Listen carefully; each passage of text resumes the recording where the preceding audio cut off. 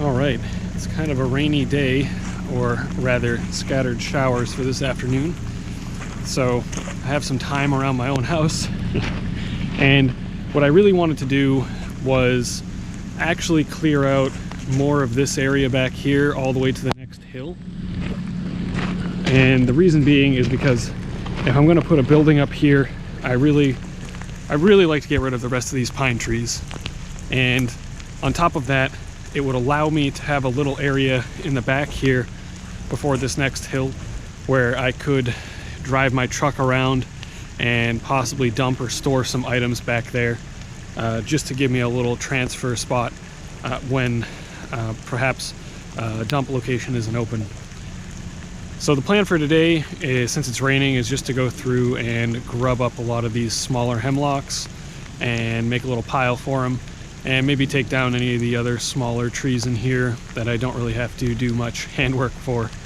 And then after that, for these bigger pine trees, I may have another plan for those.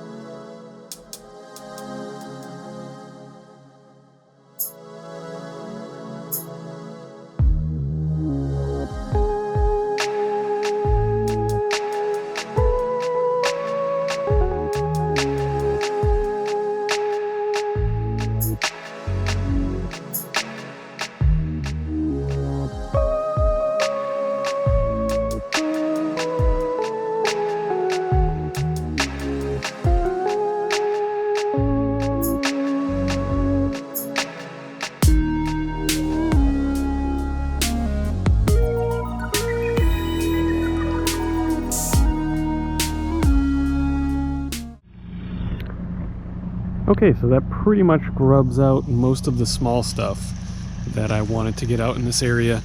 Now it's sort of getting into the 6-inch plus diameter trees. So what I'm probably going to tackle first is getting rid of this sideways birch tree. It looks like it got crushed or something in a storm by another tree. As you can see, that top right there is broken. So I imagine there was a tree that fell down and eventually just broke and rotted, but that thing got stuck like that and stayed like that. So I would like to get rid of it, and the other dead one right next to it. And, you know, looking at it, this is probably the pine tree that snapped and crushed that one. So what you can kind of see now with all of the small stuff and the small brush out of the way is that I could get a pretty nice pathway through this left side of this big oak tree, and then have a nice big area down here behind the building for any sort of storage of materials or equipment, attachments, anything that just doesn't fit in the building, and it's out of sight and out of the parking area. And as we can see in the back there, that whole hill has a bunch of rock in it, so there might be some cool rock that I could score out of there, but realistically I don't think I could make much more usable space out of anything beyond that. It does flatten out again, but it's just another huge hill.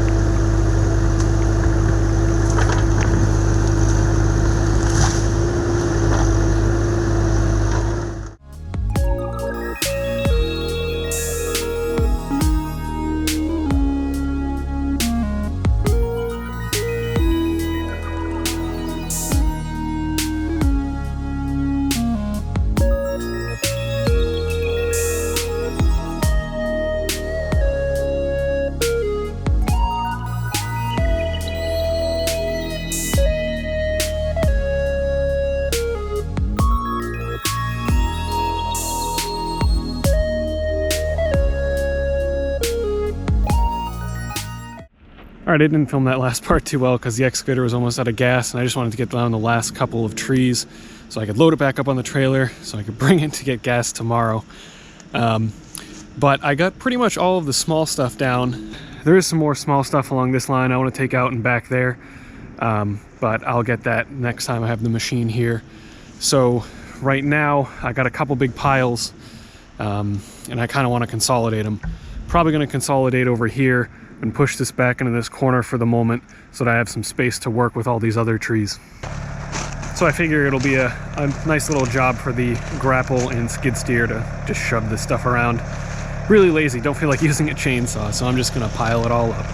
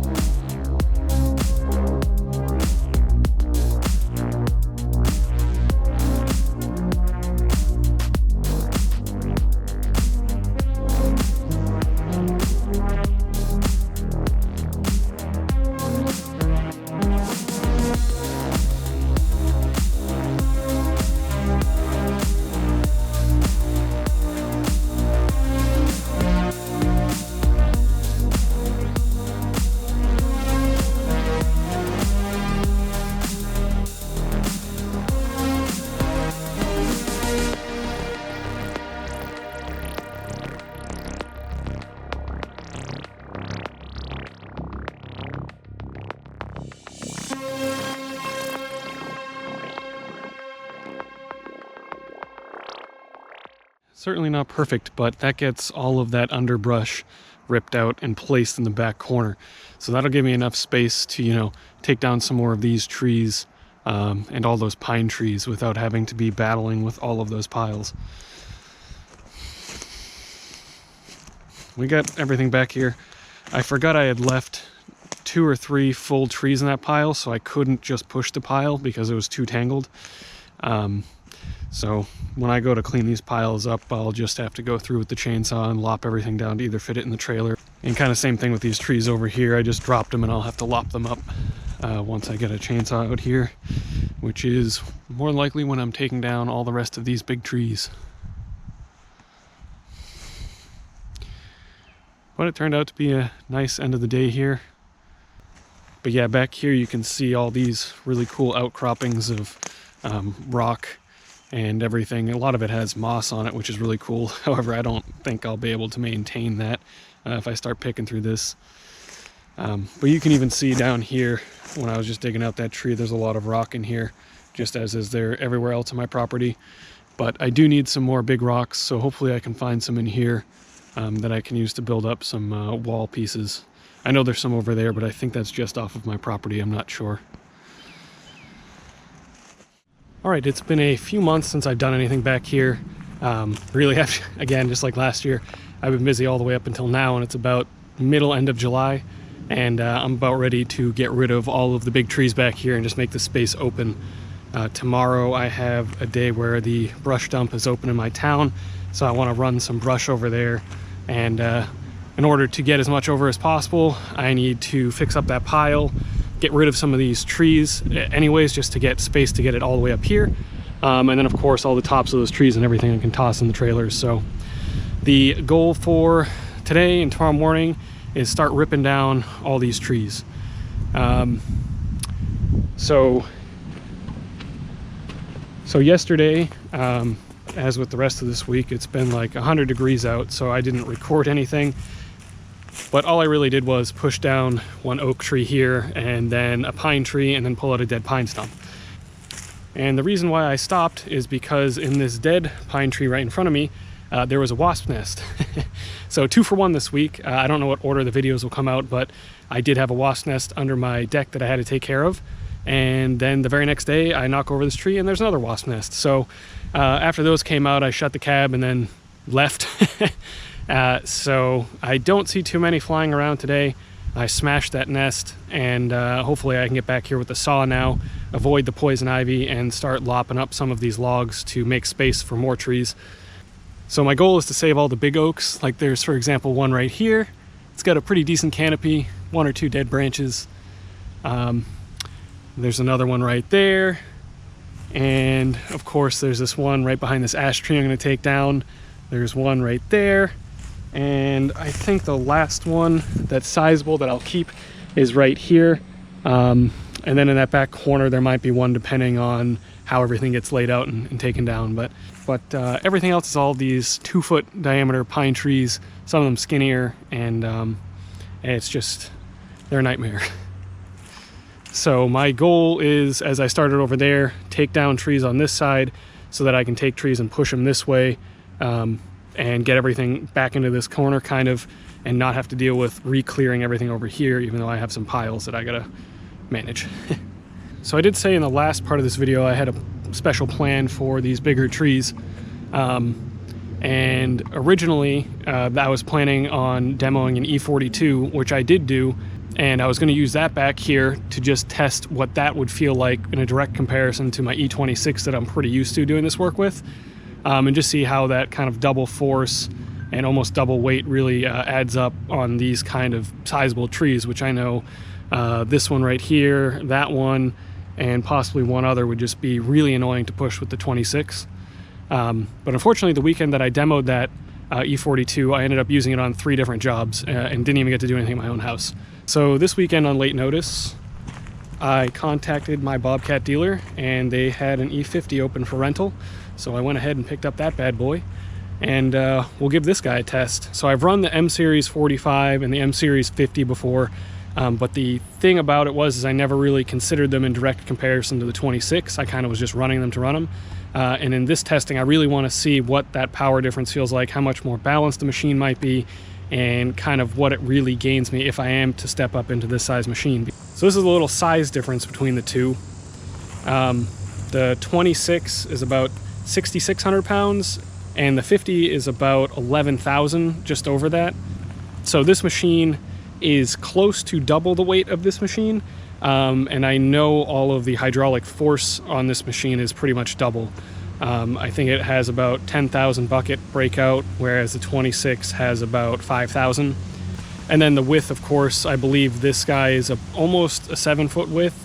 It's like 6.5 feet, maybe a bit more. And this one is a 5-foot width. A side profile, both the back tracks are lined up. You can just sort of see it's probably got about another foot and a half of length. But the real beef of it is really in the arms and the amount of heft in the center of the machine for just the breakout force, because not only considering just the hydraulic force of the two machines themselves, but you also consider the weight of the machine that's going to be also leveraging against whatever you're pulling, especially in stumping scenarios. Even just having that extra counterweight really does a number on breaking out that soil tension around the roots.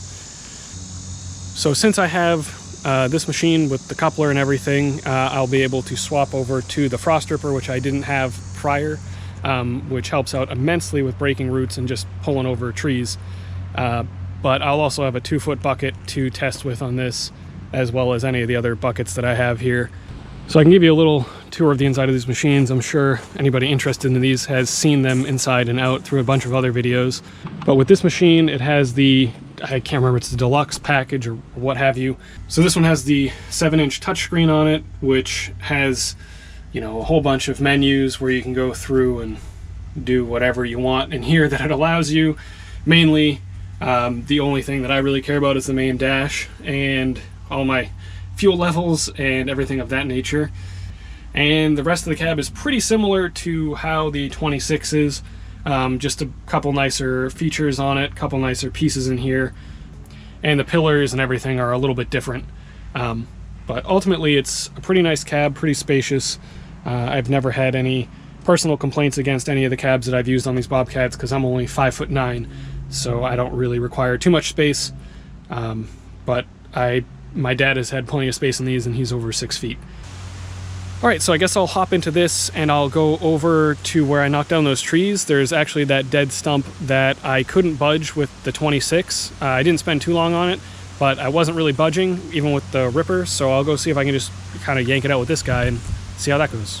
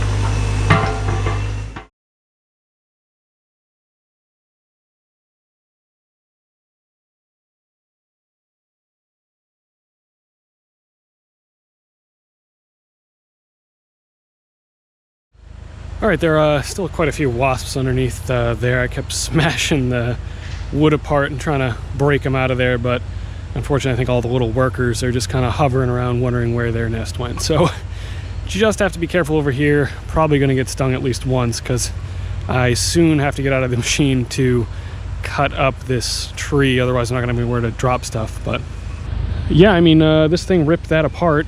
Probably could have gotten it with the 26 after a while, but this stump seems like it was really into the bedrock there, because more so than it just turning out, it broke apart. So that wouldn't have been too fun with a smaller machine. What I'll try now is digging out these two stumps here. They're kind of close to each other, so those are a real pain when you got a smaller machine. Still going to be a pain with this machine. However, it'll give me some more one-to-one comparisons on what I'm used to digging out with the 26. So hopefully these aren't as embedded into any kind of bedrock.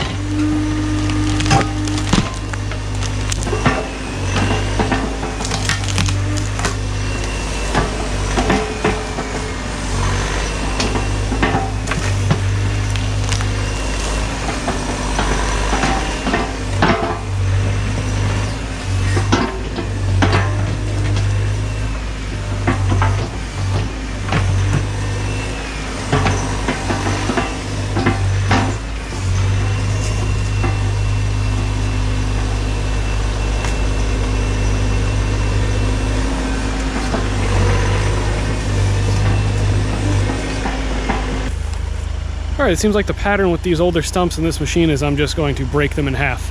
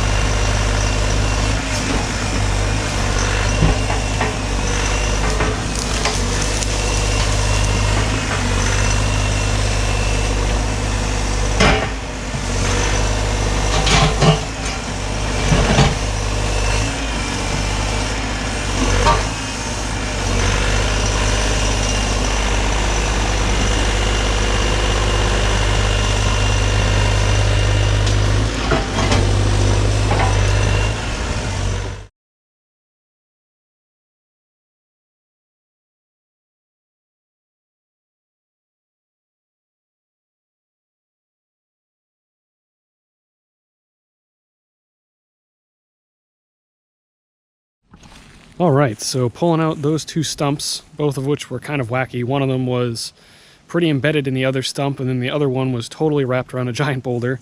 And then pulling out that boulder, I think that was somewhere in the range of 15 to 20 minutes. And overall, it wasn't too bad. It wasn't like I was struggling on the same root or the same portion of the stump. It was really just an act of working it loose and finding where all the tap roots were on it.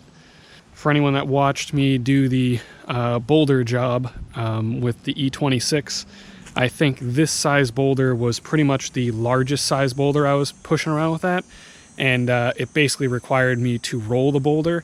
I couldn't do the blade and bucket pickup method, which I was able to do with this, and I could probably, if I had the appropriate grapple, pick this rock up with the blade down in the front. Probably couldn't really place it or move it too much, but I could at least pick it up with this machine. But definitely with the bucket and thumb, something this size, you can at least prop up and carry around on the blade, and possibly even set into a wall depending on the angles. All right, I'm probably going to get rid of this oak tree right here because it's in between two big oaks that I plan on keeping.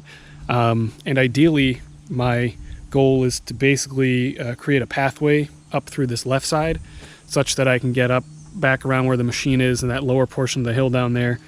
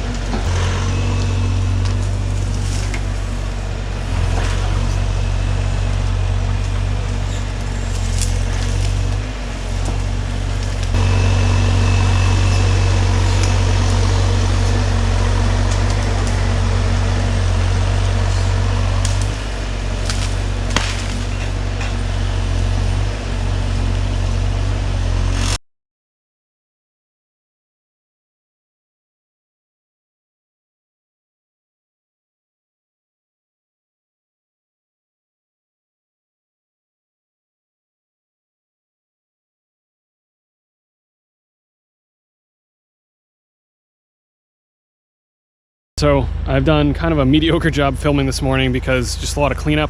Plus, right when we started, we found another wasp nest in between these 3 trees and another one inside of a wood structure I had over there. So this whole area is just a nightmare right now. There's just wasps swarming everywhere, and really we can't be outside of a vehicle or a cab anywhere like beyond where I'm standing. So we're gonna have to take these 3 trees out, and like these I'm just gonna have to tote to the back so we can cut them up there. And beyond that, basically I just went through and sorted this pile out to all the stuff that I can take to the brush dump, and now since we're running low on this material, I'm gonna try to make some more while my dad's doing the brush runs.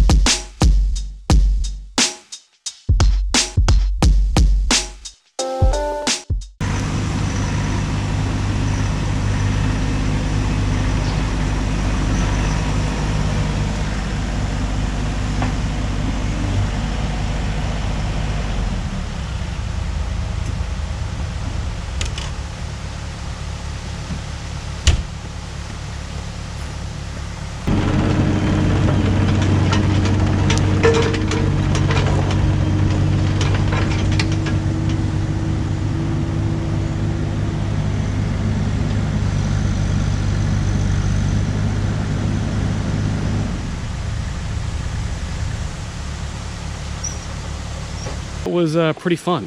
This machine is definitely leagues more powerful than, you know, of course, the 26, which is a given because it's a larger machine.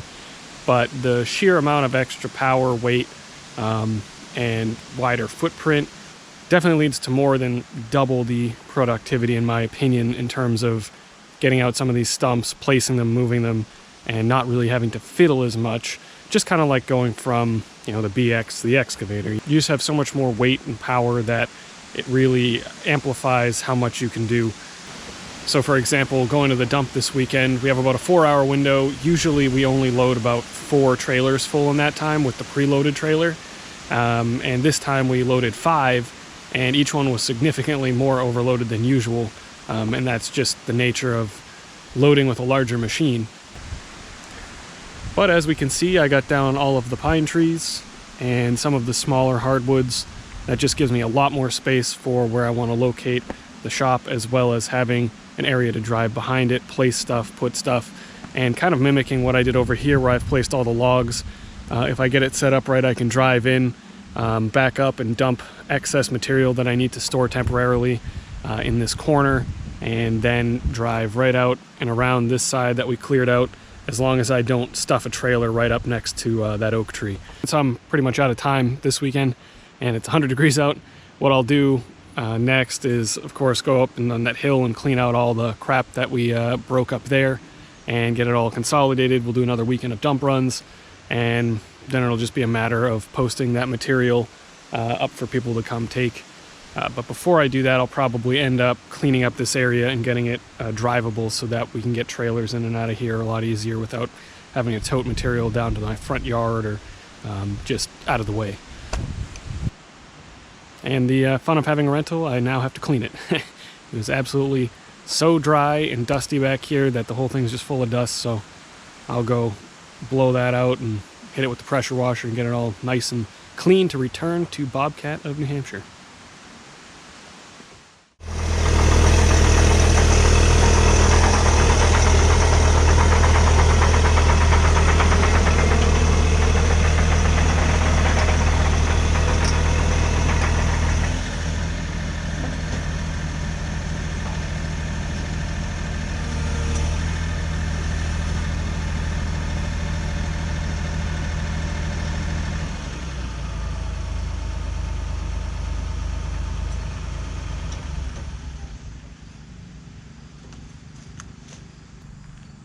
Okay, so I might have lied when I said I was going to hold off buying another machine. Here we have the 26, and then right beside it the 50. So basically the order of all of the videos in terms of demoing and testing and renting have all been over the course of like 3 or 4 months.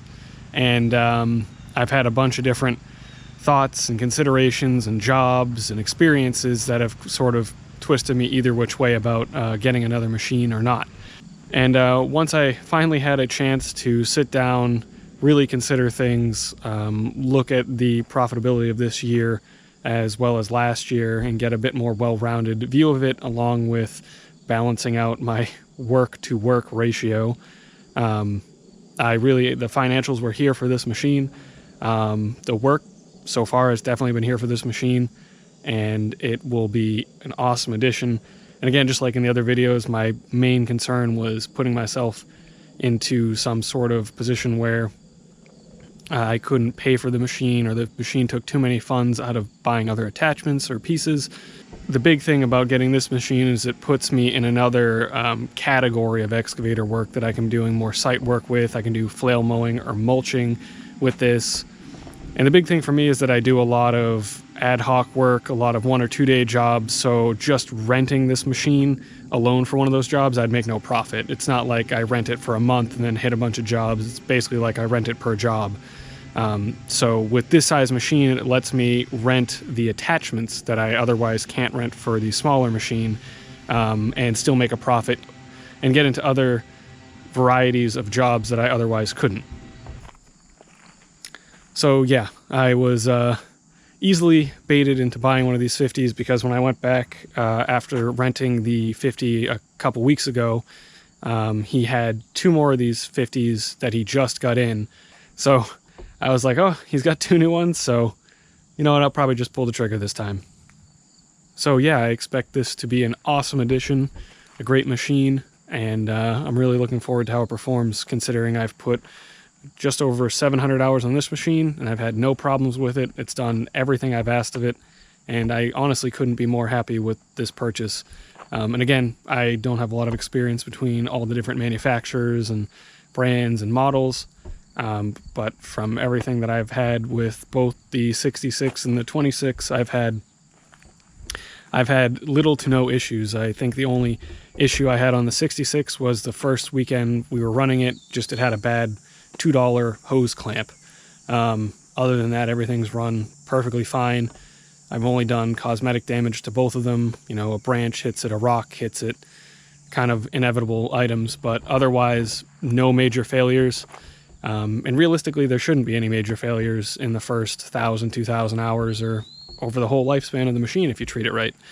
But if anything, the only problems I've had is complete user error. So that gives me a lot of faith for this machine, as well as the tasks that I'm just going to be able to do with it. I mean, as you saw in this video, I was just picking up giant stumps, big rocks, what have you, and tossing them around and really packing the dump trailer with this thing versus what I can do with the 26. So really looking forward to play with this thing.